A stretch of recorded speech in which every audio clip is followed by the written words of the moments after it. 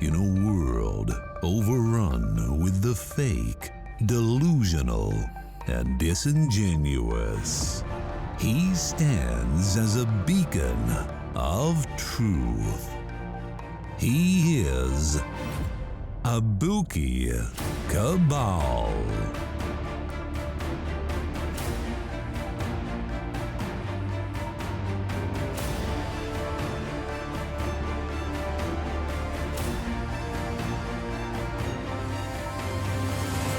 You are listening to Abuki Cabal. Welcome to the Abuki Cabal Show. What's going on, everybody? Been a while. Appreciate everybody sticking around and supporting the show. Thanks for anybody who donated and who likes what I'm doing. Any comments or suggestions to help me to make the show more entertaining or to get you information that you'd like to hear me cover. Just shoot me an email or just put it down in the comments. But today I want to talk about some of these delusional thoughts that tend to keep popping up, especially with regard to the way men and women are interacting with each other. And you hear this in the Black community quite a bit now. And it just seems like there are these catchphrases and just things that we just latch on to like it's just, fresh meat.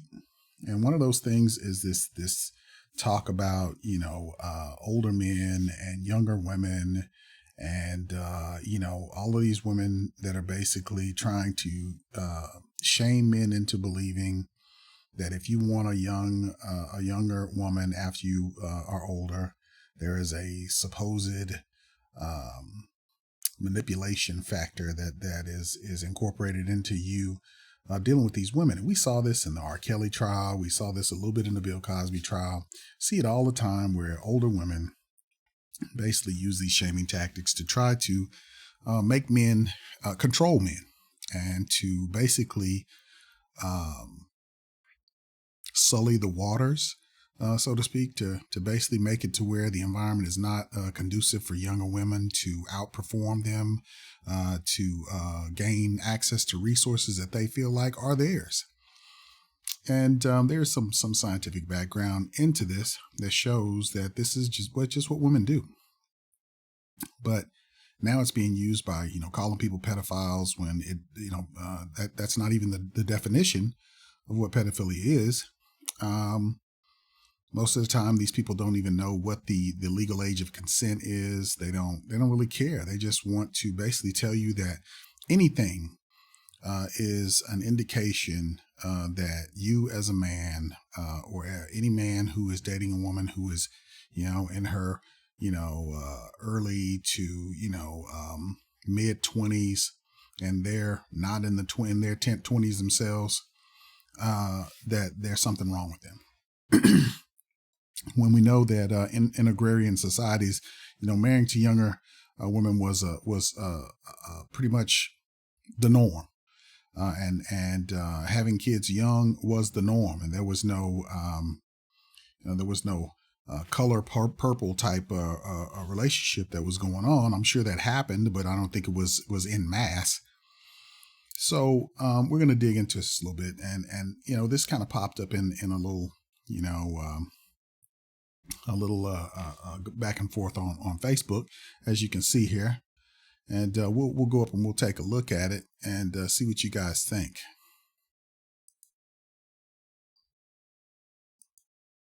All right. So we have this young lady here by the name of Elephant Yam. And as you can see, she's not very attractive. And she is probably of the bigger persuasion. And she puts down in her comment that wanting petite women is rooted in pedophilia. So I guess this is an attempt to basically make herself look more attractive by saying that if a woman is small, that you shouldn't want her because then she resembles a small child. Uh, and, who knows where these people get this shit from. But it's not rooted in any semblance of reality or facts. It's just their way of basically trying to make these people not interested in younger, prettier women. And you see another lady down here says, as a female, any shoe size over 6 feet is 6 inches is a bit much. Excuse me. So you get these little comments. So let's move on to the next one. Okay. And here's the next one. Do short women not know much of their attractiveness to men is related to a perceived control ability? Is that the thing y'all aren't aware of? LOL, cute. So here again, now this lady, she's a little bit more attractive, residing with your daddy's money, whatever that means. And she's got Feminista Jones. So, take from that what you will. But again, you have these shaming tactics of trying to make men feel like wanting a woman who is petite and who looks good, who's fit, and feminine is somehow a bad thing. And there's always this controllability. It's like everything has to be a fight. There has to be some type of friction that has to go to be in the matrix in order for it to be a situation where the woman is standing up for herself, if you will. So that just shows me that these individuals don't know what a functional relationship is supposed to look like. And it's been so ingrained into them that they think that every relationship is initiated based off of some type of control, some type of manipulation, some type of negative influence that is this woman is subjected to. And they don't see anything good about it. So they start to inject all of these other things into it. And I'm sure that most of this has come from, movies, television, Lifetime TV, all of these things. That's why, you have these people out here thinking that they're just roving bands of men out, taking advantage of women and looking for underage girls to take advantage of. And, that can't be further from the truth. So let's move on to the next one. Okay. This one, Megan's knees. And, whatever, that you see it. So as a 5'10" woman who dates tall men, 6'4" and above, if a man doesn't see the creepiness in dating someone half their size, they're not for me. It's a red flag for me, boo. Feels a little predatorish, don't you think? What grown man that tall pursues a girl as tall as a child? See? So here we go again with another young lady who is basically just regurgitating this belief that somehow men are out here taking advantage of women. And if a woman is smaller, which, a lot of women are, a lot shorter than 5'10", and these women, if they're attractive, they are gonna, we see through a lot of the commentary on, Kevin Samuel's show, among other people's shows, that all these women want men who are 6 feet and above, even though there aren't very many 6 foot men available. So, and it's the same for things like penis size and all these other things where you see women want, what they say they want is not really what's out there. It's not the norm for what's in nature. And who knows why this is? Maybe it's the ingestion of all of this propaganda with regard to what is attractive or what should be attractive to these young ladies. But excuse me, it keeps, presenting itself, and you keep seeing the same situation where these women feel that they use their power of manipulation in order to make this man feel like this is something that he shouldn't want or desire, even though nature may be telling him in his very genes that this is what he should be shooting for. The women in this modern society is trying to get him to go against his very natural programming for the procreation and the perpetuation of the species. So let's move on to the next one. I think there's another one here. No, I think that's it. So I looked up into a study here that they did, and it was talking about, do older men prefer younger women? New study challenges a stereotype, and it's by Amy Norton. It was done in 2017. Okay, and this was CBS covered it. But let's go through this and see what we can peel from this. Okay, the stereotype that older men are usually attracted to much younger women may not fully reflect the reality, a new study suggests. The study of Finnish adults found that many heterosexual men were in fact interested in women substantially younger than they were, and on average, they had a more generous definition of too young than women did. But on the other hand, men were also attracted to women their own age. And as they aged, their preference for a sexual partner matured too. Basically, the stereotype that older men go for younger women is too crude, said researcher Jan Antfolk of Abo Academy University in Turku, Finland. Sure, some older men have a strong preference for clearly younger women, but most tend to also find older women attractive, Antfolk said. An interesting finding is that as men age, they become less picky about age, he added. They report an interest in both younger and older women. And of course, in the real world, Antfolk stressed, neither men nor women base their romantic choices on age alone. Okay.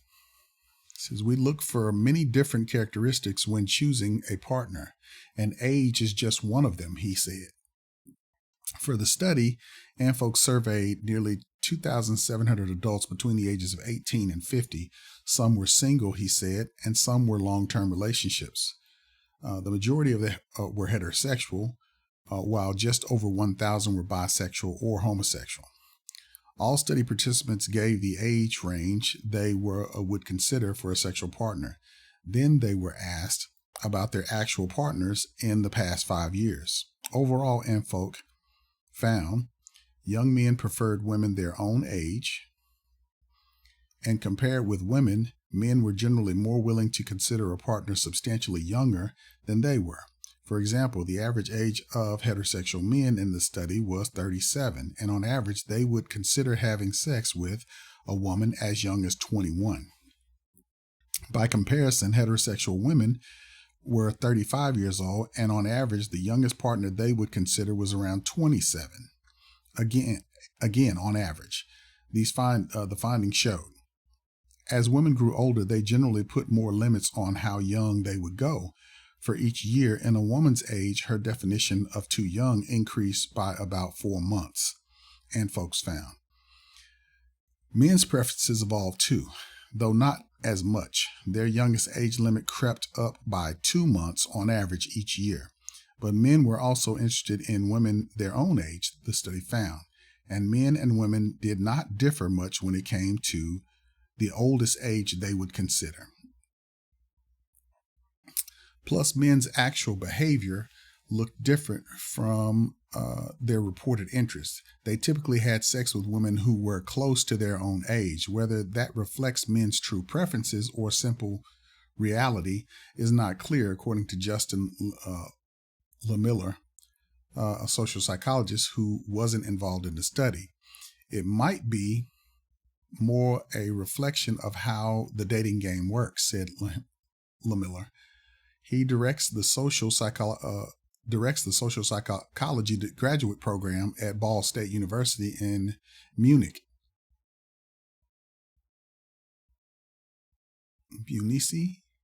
Indiana, I think it is.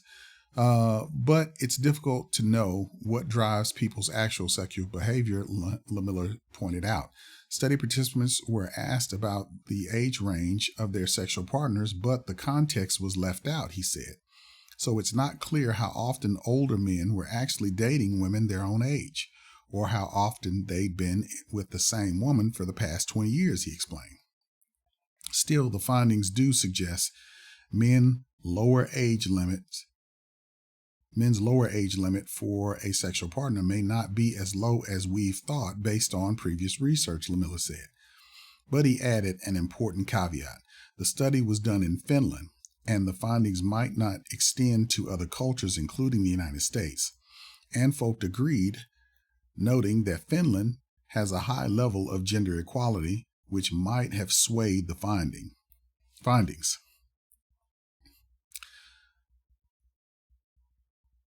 Okay. As for bisexual and homosexual study participants, similar patterns showed up. Typically, men were more willing to consider much younger partners than women were, but those interests translated into behavior more often. For homosexual men, their actual partners were sometimes much younger, the study found. According to LaMiller, the findings,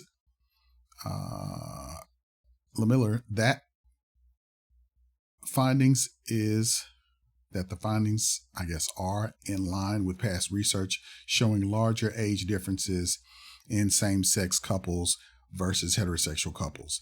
It's possible, he said, that same-sex couples have different norms when it comes to age and dating. And folks' findings were published in the January through March issue of the Journal of Evolutionary Psychology. So from this, I think we can pull a few things from this. The norms are probably different from country to country. So that's something they're going to have to take into consideration. I think this study should probably be taken up in the United States, in Britain, maybe France, Europe, some other places in Europe. And some of this should probably be looked at and compared and contrasted. And some of the psychologists need to probably, pull from this and see what they can find as far as the norms are concerned, and what social pressures are causing changes, or if this is something that is seen across the board that may be brought about through things that we've done, through our evolutionary process. So when women just go out and just arbitrarily make these claims that, we're out here just hunting down, young women to, take advantage of, and because, these women are so young and they don't know any better. And that's why they're going out here. What does a man who's 37 have to talk about to a woman who is in her, who's 21, they have all of these thoughts about why we shouldn't be doing these things, and why we shouldn't find these women attractive. And at the same time, they're all over TikTok trying to say 65 is the new 21. So they're trying to look younger, and trying to be attractive to men, yet at the same time trying to debunk and basically destroy the fact that men are attracted to younger women.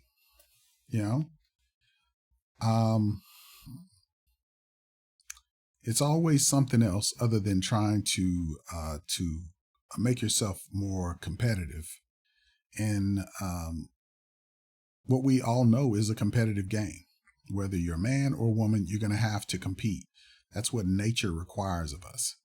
Yet we constantly see people say, accept fat, accept ugly, accept everything other than what we know to be the norm as far as attractiveness is concerned.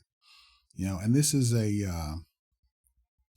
weird new direction that we're taking socially with regard to people becoming so lazy that they just don't want to do what has always been necessary, in nature. These things are there for a reason. They weed people out of the process by which people mate and have children and put the genes that are adequate for the survival of our species out into the pool. So these things are put there for a reason, and no one wants to respect science or psychology or sociology or any of these fields anymore. They're just making up things as they go. But I would suggest, and I hope that men don't just fall in line with some of these thought processes that that these women use to basically point you in the direction of other men like a loaded weapon to get these men prosecuted or whatever the case may be, because these men prefer younger women or make you look at these men in a different way. But these younger women, I mean, they're going after older men because of resources, because of all kinds of different reasons. But they are adults. Now, they may not be as smart as an older adult, but they're adults.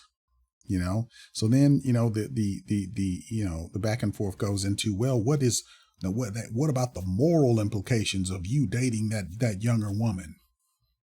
Well, what moral implications? I mean, morality is based on individuals. If you were raised by wolves, you would think what wolves do is correct.